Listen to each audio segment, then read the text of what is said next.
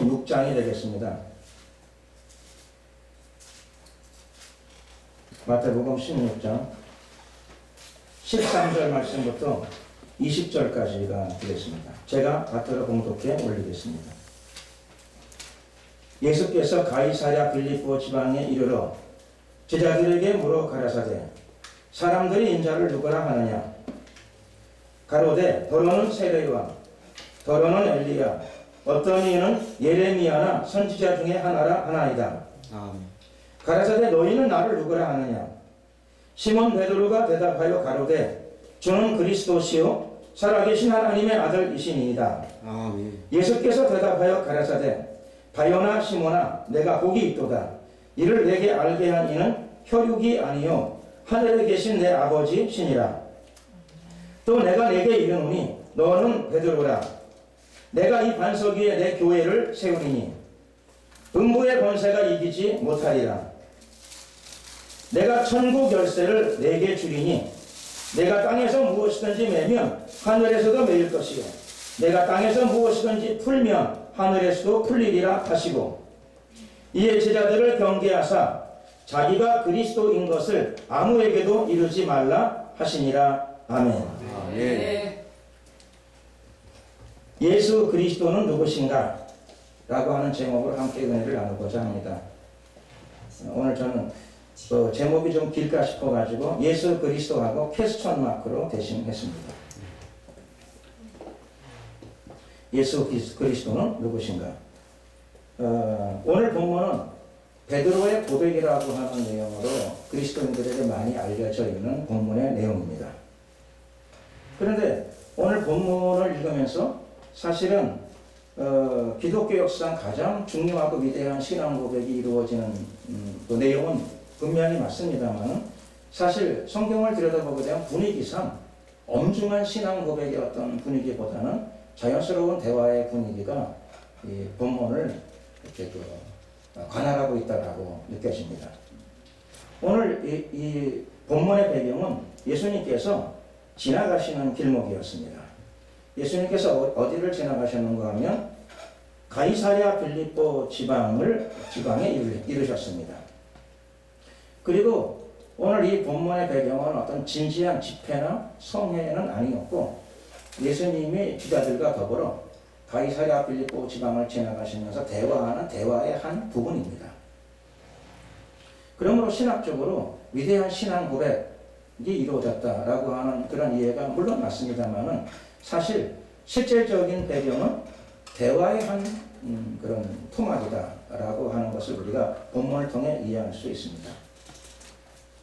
먼저 예수님께서 신앙 고백을 받으려고 하셨다기보다는 제자들에게 물으셨습니다. 제자들에게 질문을 하셨죠. 예수님의 질문은 이렇습니다. 사람들이 인자를 누구라 하느냐? 라고 질문하셨습니다. 자연스러운 대화의 한 부분으로 느껴집니다. 요즘에 사람들이 나에 대해서 뭐라고 하느냐라고 물으셨습니다. 그럴 때 제자들이 자기들의 의견을 얘기할 필요는 없습니다. 예수님께서 요즘에 주위에 있는 사람들이 나에 대해서 뭐라고 하는가라고 제자들에게 물으셨기 때문입니다. 그러니 제자들이 자신들이 들은 내용들을 자연스럽게 예수님께 전해드렸습니다. 어떤 사람들은 예수님을 향하여 세례 요한이라고 하는 이야기를 내가 들었습니다. 일설에 의하면 예수님이 옛날 선지자 엘리야 같은 분이라고 합디다. 어떤 제자가 그렇게 대답했습니다. 또 어떤 제자는 소문에 의하자면 예수님은 사랑이 많으시기 때문에 예레미야 선지자의 영감을 받고 다시 오신 분, 이렇게 말하는 사람들이 있는 것을 내가 들은 적도 있습니다. 예수님이 그런 얘기를 들으시다가 자연스러운 대화 가운데 고개를 돌리셔서 옆에 있는 베드로하고 눈길이 마주치셨습니다. 예수님이 베드로에게 말씀하신 거죠. 사실은 말씀하셨다기보다는 똑같은 질문을 다시 하신 것이죠. 베드로에게 너는 나를 누구라고 생각하느냐? 라고 물으셨습니다. 자연스러운 분위기니까 아마 구어체로 표현하게 되면 어떻게 될까요? 너는 어떻게 생각해? 아마 예수님께서 이렇게 질문하셨을 것 같습니다. 너는 어떻게 생각해? 길 가는 길에서 아마 길 가는 길에서 이 대화가 이루어졌을 것 같습니다. 근데 베드로는 대답을 이렇게 했습니다. 당신은 그리스도시요 살아계신 하나님의 아들이십니다. 많은 기독교인들은 성경을 읽으면서 이 대목을 읽습니다. 자연스럽게 읽어 내려갑니다. 그렇게 충격을 받지 않는 분들이 많이 계시는데 사실 이 상황 속에서는 이 내용은 굉장히 충격적인 내용입니다. 여러분 생각해 보세요. 지하철을 타고 가는데 두 사람이 대화를 하고 있습니다. 서울 지하철, 예를 들면 2호선이라고 쳐보시죠. 2호선. 2호선에 사람이 많습니다. 사람이 많은 2호선인데 거기에 남자 둘이 서가지고 대화해요. 근데 사람이 빽빽하니까 그 소리가 들리는 겁니다. 앞에 사람들한테. 근데 한 친구가 A라는 친구하고 B라는 친구가 있어요. 근데 A라는 친구가 B라는 친구한테 물었습니다. 너는 나에 대해서 어떻게 생각하니? 근데 그 대화를 여러분이 만약에 너는 내 친구 너는 그리스도야. 만약에 이렇게 하는 걸 들었다고 해요. 여러분 어떻게 생각하시겠어요? 놀라지 않으시겠어요? 충격이죠. 지금도 엄청난 충격이에요. 지금도. 만약 여러분 생각해 보세요. 어떤 교회에서 목사님이 신도들에게 여러분은 저를 어떻게 생각하시나요? 했을 때 어떤 신도가 손을 들고 나는 목사님을 그리스도라고 생각합니다. 만약에 그런 얘기가 대화가 왔다고 생각해 보세요. 어떻게 될까요? 대화가 아닐 거예요. 제 생각에는 어떤 PD 수첩 같은 게 나와야 될지 충격이죠. 시대적인 충격이 가는 내용이에요. 지금도 충격이잖아요. 그때는 괜찮았겠지. 아니 그때는 더 충격이에요. 어마어마한 충격. 요즘에는 그나마 이단이 많으니까 그렇죠. 제가 알기로 서울에 하나님이 50명이고 대한민국에 예수님이 한 30명쯤 된다 그래요.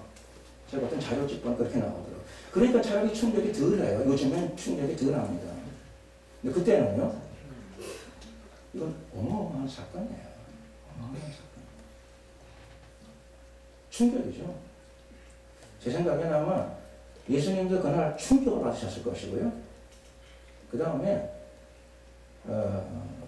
베드로도 아마 이거는 아마 충격 가운데서 이 대답을 했을 겁니다.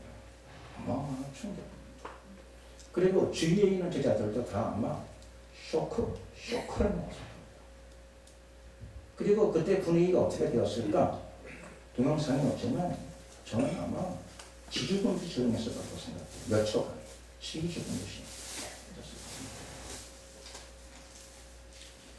충격을 극복하신 예수님께서 베드로에게 말씀하셨습니다. 지금 이거는요 어떤 성행의 고백이 아닙니다. 집회의 고백이 아닙니다. 그냥 길 가다가 대화하는 내용입니다. 예수님께서는 베드로에게 말씀하시는데 베드로야 이렇게 말씀하지 않으시고 베드로를 부를 적에 바요나 시몬아 이렇게 부르셨습니다. 베드로는 예수님이 붙여주신 이름이고요. 본명은 시몬이죠. 시몬입니다. 그의 본명은 시몬인데 예수님께서 이날 이 고백을 하는 베드로에게 시몬이라고 부르셨습니다. 그리고 조금 특별하게 바요나 시몬 이렇게 부르셨습니다. 바요나가 무엇인지 더 전에 몰랐습니다. 오늘 이렇게 잘 찾아보니까 바요나가 뭔가 했더니 요나의 아들. 그러니까 아버지 이름을 댄 거죠. 예수님께서. 너는 네 아버지 요하나의 아들이구나. 요하나의 아들 시몬이다. 사실은 의미상으로는 베드로가 굉장히 심각한 의미를 가지고 있고 영적인 의미를 가지고 있습니다. 근데 예수님께서는 직접 예수님이 붙여주신 이름을 이날 부르지 않으시고 바요나 시몬아 이렇게 부르셨습니다. 무슨 뜻일까요? 자연적인 인간임에도 불구하고 너는 너의 아버지의 아들임에도 불구하고 너는 사람임에도 불구하고 오늘 너의 대답은 나에게 큰 충격을 주었다. 그런 의미가 이 예수님의 베드로의 호칭 가운데 곁들여 있다고 생각되어집니다. 바요나 시몬으로서는 할 수 없는 대답입니다. 요하나의 아들로서는 할 수 없는 대답입니다. 시몬은 결코 할 수 없는 대답입니다. 이것은 천지가 개벽할 사건입니다.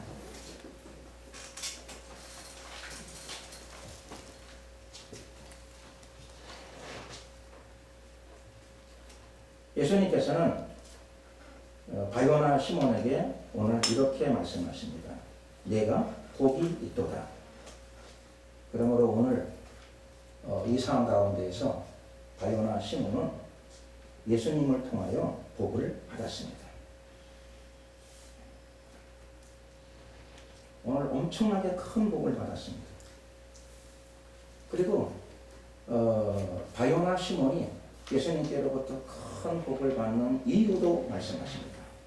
예수님께서 말씀하시기를 오늘 바요나 시몬이 큰 복을 받는 이유는 이 바요나 시몬이 실제로 구약의 특별한 선지자들이 하나님께로부터 받았던 사실 계시를 받은 것이기 때문입니다. 하나님의 이런 특별한 계시는 사람이 받을 수 없습니다. 바요나의 아들은 받을 수 없고 사람의 아들인 시몬은 받을 수 없는 계시입니다. 왜 베드로가 이런 계시를 받았을까요? 이 특별한 계시를 바요나 시몬이 왜 받았을까요? 예수님은 말씀하십니다. 네가 이런 내용을 알게 된 이유, 그리고 이 큰 축복을 받게 된 이유는 하늘에 계신 나의 아버지가 너에게 이것을 알게 하셨기 때문이라. 사람들이 이날 다 충격을 받았는데 저는 생각하기를 바요나 시몬은 충격을 2번 받았을 거라고 생각합니다. 예수님의 이 대답을 들은 순간에 그는 충격을 또 받았을 것입니다. 다시 한번 큰 충격. 바요나 시몬은 왜 충격을 받았을까요? 물론 바요나 시몬의 대화는, 이 부분의 대화는 나와 있지 않지만은 저는 이렇게 생각을 해봅니다. 바요나 시몬은 사실 자신이 가슴에 손을 얹고 생각해 볼 때에 그는 계시받아서 한 말이 아니기 때문입니다. 바요나 시몬은 왜 얘기했을까요? 간단합니다. 예수님이 길 가다가 물으셨기 때문에 그냥 한 얘기예요. 예수님은 자기에게 얘기하기를 이것을 너에게 알게 하신 이는 혈육이 아니요 하늘에 계신 내 아버지가 너에게 알게 하셨느니라 이렇게 말씀하셨는데 바요나 시몬은 자기가 왼편 가슴에 손을 얹고 생각해 볼 적에 나는 그런 계시를 받은 것 같지 않은데 예수님은 왜 저렇게 말씀하실까? 저는 이 모든 과정을 잘 설명드릴 능력은 없습니다. 하나 분명히 아는 건 베드로가 계시를 받았건 안 받았건 관계없이 예수님이 하늘에 계신 내 아버지가 너에게 알게 하셨느니라 말씀하셨기 때문에 그는 받은 것입니다. 네. 베드로가 뭐라고 생각하건 그건 관계없습니다. 예수님은 진리가 되시는 분이십니다. 예수님 말씀하시죠. 나는 길이요 진리요 생명이라. 진리이신 분이 말씀하셨으니까 이 말씀은 진리입니다. 베드로가 부인해도 안 돼요. 부인해봐야 소용이 없습니다. 내 마음은 내가 알지 누가 압니까? 아닙니다. 베드로의 마음을 영혼을 누가 아는 거니 베드로를 지으신 분 예수님이 아십니다. 그날 베드로는 아무리 부인해도 안 됩니다. 예수님께서 하늘에 계신 내 아버지가 너에게 그것을 알게 하셨느니라. 베드로는 원치 않고 인정이 안 돼도 인정해야 합니다. 베드로는 동의가 안 되어도 베드로는 복을 받아야 합니다.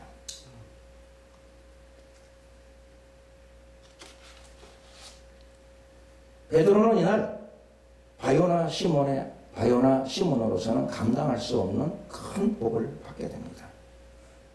구체적인 복이 어떤 게 있을까요? 예수님께서 말씀하시죠. 너는 베드로라. 예수님 말씀하시죠. 너는 베드로라. 내가 이 반석 위에 내 교회를 세우리니. 그러므로 모든 교회는 이 반석 위에 세워집니다.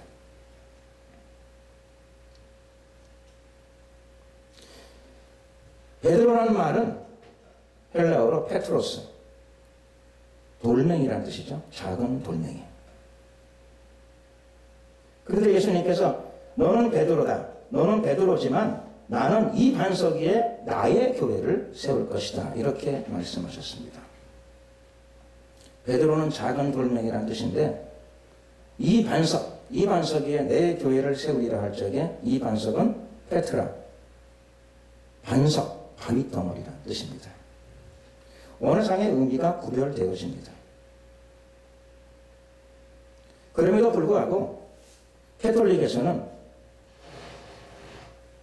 모든 교황이 베드로의 후계자이기 때문에 또 베드로는 이날 베드로가 직접 천국 열쇠를 받았기 때문에 모든 교황들이 수장권을 갖는다, 수의권을 갖는다, 즉 교회의 머리가 된다 이렇게 주장합니다.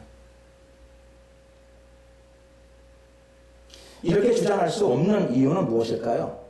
캐톨릭은 이렇게 주장하지만 이렇게 주장할 수 없는 이유는 예수님께서는 작은 돌멩이 위에 교회를 세우신 게 아니라 이 반석 위에 교회를 세우셨습니다. 만약 베드로 위에 교회를 세웠다 그러게 되면 어떻게 될까요? 캐톨릭의 주장대로 만약 베드로 위에 교회를 세웠다. 그러면 아마 제 생각에는 교회는 지구상의 모든 교회는 이미 다 사라졌습니다. 왜 그런가 하면 잠시 후에 우리가 본문을 20절까지 읽었습니다만 몇 절만 더 읽게 되게 되면 이런 고백을 한 베드로를 향해서 예수님은 이렇게 말씀하십니다. 사단아. 베드로는 사단이 되어버립니다. 왜 사단이죠? 저는 영 분별이 없으니까, 영적 분별력이 떨어지니까 베드로가 사단인지 아닌지는 잘 알 수 없지만 예수님, 진리이신 그분이 베드로를 향하여 사단아 이렇게 부르셨습니다.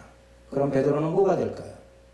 베드로는 그가 원ton 원치 않던, 동의하던 동의하지 않던 그는 사단입니다. 사단 위에 세워진 교회는 어떻게 될까요?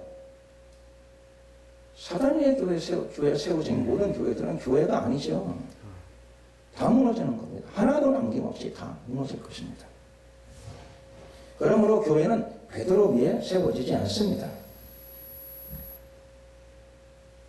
교회는 어디 위에 세워집니까? 교회는 이 반석 위에 내 교회를 세우리니 음부의 권세가 이기지 못하리라. 아멘.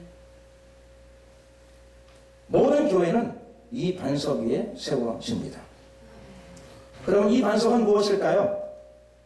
이 반석은 사실 우리가 오늘 본문을 통해 보게 되면 이 반석은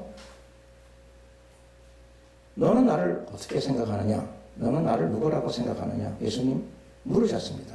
베드로는 그때 고백이라고 사람들이 이야기하지만 저는 대답이라고 한번 생각해 보고자 합니다. 대답. 베드로는 대답했습니다. 당신은 그리스도이시요 살아계신 하나님의 아들입니다. 베드로는 계시받은 걸 인정 안 하는지 모르지만 순간 하나님께서 그에게 하나님의 영감을 불어넣으셨습니다. 베드로의 입에서 바요나 시몬의 대답이 나온 게 아니라 하나님의 영감이 흘러나왔습니다.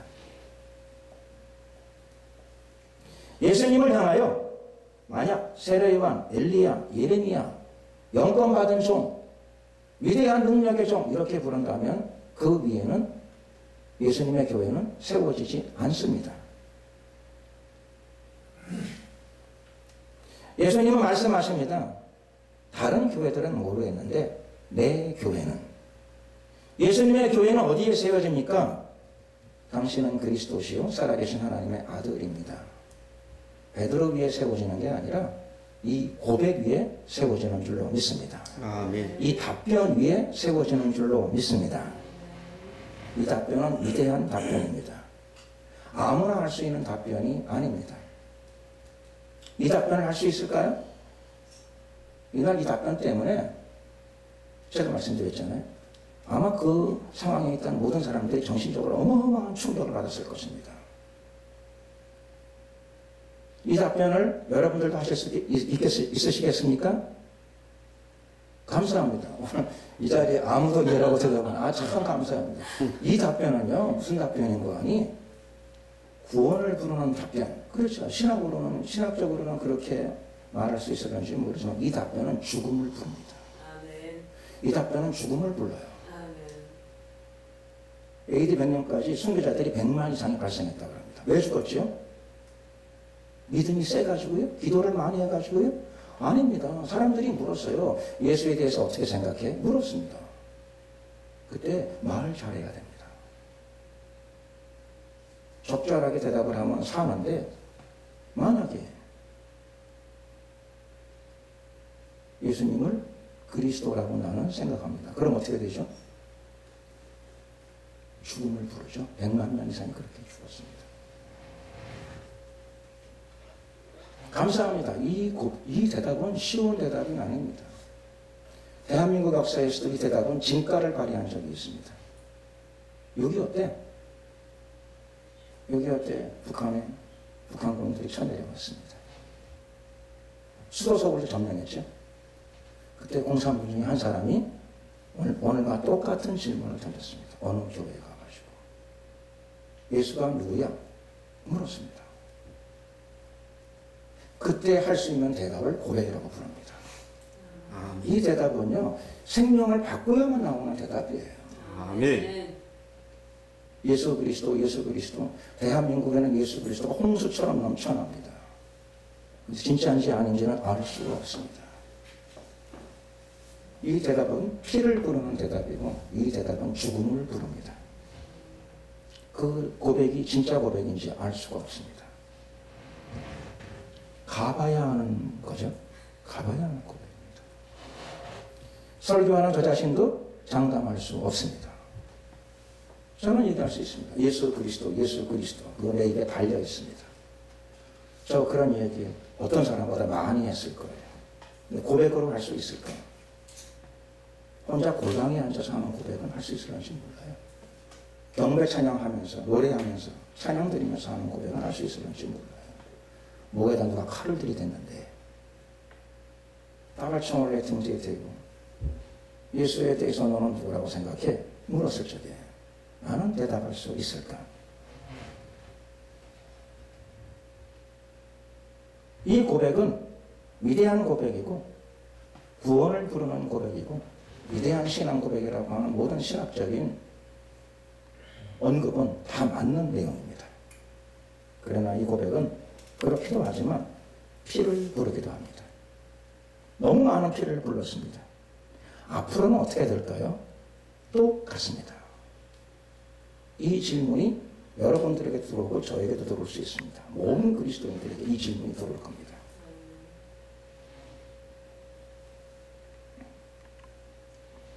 오늘 본문에서는 예수님께서 베드로를 칭찬하셨는데 축복하셨죠. 사실 이 대답을 지금 어떤 사람을 향해서 이런 식의 대답을 하게 되면 지금은 100% 이단이 되죠. 100% 이단. 뭐가 이단이냐? 이 대답을 하면 이단이에요. 어떤 사람들을 향해서. 지금은 어떤 사람들을 향해서 이 대답을 결코 하시면 안 됩니다. 이 대답은 역사상 단 한 사람에게만 주어져야 될, 돌려져야 될 대답이기 때문입니다. 아무리 성령을 많이 받아도 이 대답을 받으시면 안 됩니다. 하셔도 안 됩니다. 영원히 끝난 대답입니다. 그분에게만 돌려드려야 될 대답입니다.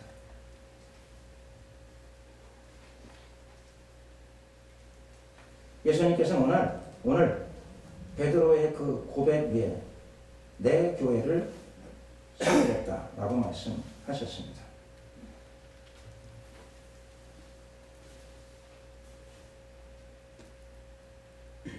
교회는 어디 위에 세워집니까? 교회는 부동산 위에 세워지는 것이 아니고 건물 위에 세워지는 것도 아니고 교회는 고백 위에 세워지는 줄로 믿습니다. 아멘. 네, 진정한 이 고백이 있는 곳에 빈들이든 투막이든 내 주 예수 모신 곳이 그 어디나 하늘나라. 예수님께서 그곳에 임하시는 줄로 믿습니다. 아멘. 교회는 큰 교회, 작은 교회 구별 없이 이 고백이 분명한 교회는 능력을 발휘합니다.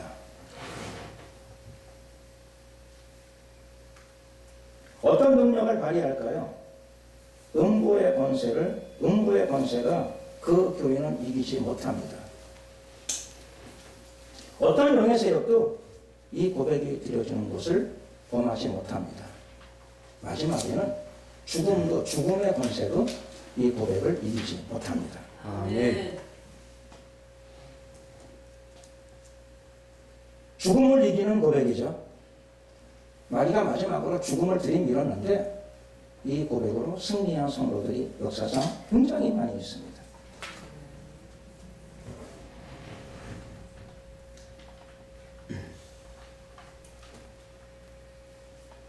예수님은 누구신가요? 아니죠. 본문의 제목은 예수 그리스도는 누구신가? 오늘 말씀의 본문의 제목은 그렇습니다. 예수 그리스도는 누구신가? 이 주제로 수많은 논문들이 나왔고 수많은 책들이 소술되어져 있습니다. 연구하는 건 좋은 일입니다. 앞으로도 많은 연구가 이루어져야 될 것입니다. 그런데 이거는 연구의 대상은 아니고 고백의 대상입니다. 예수 그리스도는 누구신가? 앞으로도 이와 관계된 주제로 관련된 주제로 수많은 학술 논문들이 신학계에서 쏟아질 것입니다. 앞으로도. 그런데 이것은 연구의 대상이라기보다는 고백의 대상입니다. 예수 그리스도는 누구십니까? 사실 이 질문은 어떤 의미에서는 적절치 않은 질문입니다. 왜 그런가 하면 이 질문 속에 답을 이미 내포하고 있기 때문입니다. 예수 그리스도는 누구십니까? 이 질문은 잘못된 질문이라고 할 수도 있습니다. 예수 그리스도는 누구신가요? 아닙니다. 그렇게 이야기하면 안 되고 예수는 그리스도이십니다. 예수 그리스도가 누구신가? 그렇게 질문하는 것보다는 예수는 그리스도이십니다. 이 고백과 믿음을 가져야 될 줄로 믿습니다. 예수는 그리스도이십니다. 그리스도란 말은 문자 그대로 의미는 기름 부음 받은 자입니다. 그러므로 그리스도는 사람으로서 기름은 하나님이 기름 부음 받지 않으시겠죠. 하나님이 기름 부음 받지 않으십니다. 누가 기름 부음 받습니까? 사람이 기름 부음 받습니다. 고대에는 왕과 제사장과 선지자들이 임명되는 날 하나님께로부터 사실은 진짜 기름을 부어서 임명식을 거행했습니다. 그리스도는 사람이시다라는 뜻이죠. 사람으로서 하나님께로부터 인정되시는 분이십니다. 사람으로 태어나서 하나님의 기름 부으심을 받으시는 분이십니다. 사람으로 태어나서 기름 부으심을 받고 인정을 받고 그리고 하나님으로까지 불림받게 되는 분이십니다. 그래서 오늘 이 본문의 시기보다 800년 전 선지자 약 800년 전 선지자 이사야는 이렇게 노래했습니다. 메시아에 대한 예언이죠. 그리스도에 대한 예언입니다. 800년 전에 이미 예언하기를 이사야 선지자는 이렇게 노래했습니다. 이는 한 아기가 우리에게서 났고 예, 그렇습니다. 그리스도는 아기로 태어나십니다.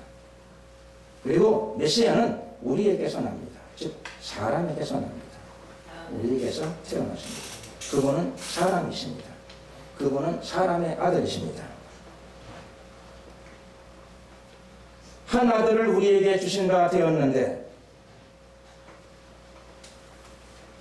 그분은 남자아이로 태어나게 될 것입니다. 사람으로 태어나셨는데 그분은 결국 전능하신 하나님이라 영존하시는 아버지라 평강의 왕이라 이렇게 사람들로부터 칭함을 받게 될 것입니다. 누가 그분이신가요? 이거를 오늘 본문에 가게 되면 베드로가 알아맞혔습니다. 베드로가 알아맞혔습니다. 이사야 선지자도 예언만 했지 누가 그분인지 몰랐습니다. 예언한 것만 해도 대단한 일이죠. 놀라운 일입니다. 베드로는 하나님의 예언, 이사야를 통해 나타난 하나님의 예언을 꼭 집어서 바로 당신이지요 라고 손가락질을 해버렸습니다. 손가락질을 예수님 가슴에 손가락질을 팍 해버렸습니다. 예수님이 충격을 받으셨겠죠. 예수님은 그리스도가 맞습니다. 그리고 오늘 이 고백은 흔히 베드로의 고백이라고 불려지지만 사실은 이 고백은 예수님께서 뭐라고 말씀하셨는가 하면 하늘에 계신 내 아버지가 너에게 알게 하셨느니라 이렇게 말씀하셨습니다. 그러므로 이 고백은 하나님의 메시지입니다. 하나님이 베드로에게 알게 하신 것입니다.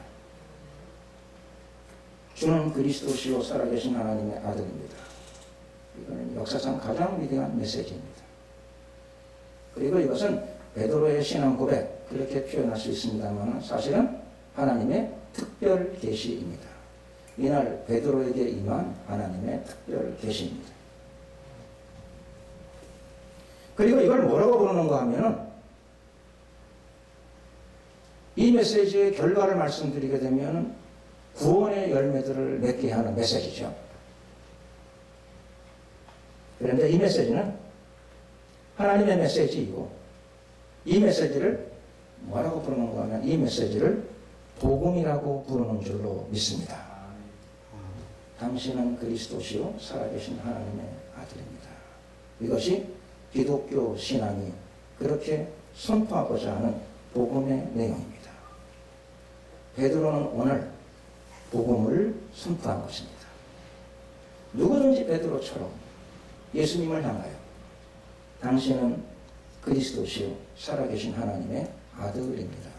마음으로 믿고 이렇게 선포하는 자들은 누구든지 다 동일하게 베드로와 같이 영생의 축복을 누릴 것이고 주님의 축복을 받게 될 것입니다. 그리고 그 고백 위에 서서 고백 위에 서 있는 곳에 예수 그리스도께서 내 교회를 세우게 되실 줄로 믿습니다. 아멘. 그리고 그 교회는 음부의 권세가 이기지 못합니다. 말을 바꿔 표현할까요? 그 교회는 음부의 권세를 꺾고 승리하게 될 줄로 믿습니다. 당신은 그리스도시요 살아계신 하나님의 아들입니다. 예수님을 향해서 그 고백을 하는 교회들은 그 성도들은 이 땅에 있는 어떤 음부의 권세도 꺾고 승리하게 될 것입니다. 예수님은 다윗의 열쇠를 지니신 분이십니다. 열면 닫을 자가 없고 닫으면 열 자가 없습니다. 예수님을 향한 그 고백을 하는 성도들과 교회들이 나라와 민족을 덮고 있는 정사와 권세들을 꺾고 승리하게 될 것입니다. 사회에 많은 어려움과 문제들이 있습니다. 어떻게 해결하겠습니까? 이 고백을 드리는 성도들에게 하나님의 도움의 손길이 임하게 될 것입니다. 주님을 향해 이 신앙 고백을 드리는 성도들과 교회 위에 하나님의 능력이 임하게 될 것입니다. 아멘. 음부의 권세를 꺾고 승리하는 이기는 교회들이 등장하게 되었고 앞으로도 이 고백을 하는 여러분들을 통하여 주님의 교회가 승리를 거두게 될 줄로 믿습니다. 아멘. 기도드리겠습니다. 은혜와 자비가 많으신 주신 우리 하나님 감사합니다. 세세 무궁토록 영광을 받으소서. 우리도 베드로의 고백처럼 똑같이 신령과 진정으로 이 고백을 주님께 올려드립니다. 우리의 삶을 통하여 하나님의 영광이 나타나게 하시고 십자가에서 이루신 예수님의 승리가 우리의 삶을 통하여 신앙을 통하여 나타날 줄로 믿습니다. 아멘. 음부의 권세를 꺾고 승리하는 그리스도인들이 되게 하여 주시옵시고 이 시대의 문제를 해결해 나가는 한국의 교회들이 될 줄로 믿습니다. 아멘. 감사드리며 예수 그리스도의 이름으로 기도드렸습니다. 아멘. 아멘.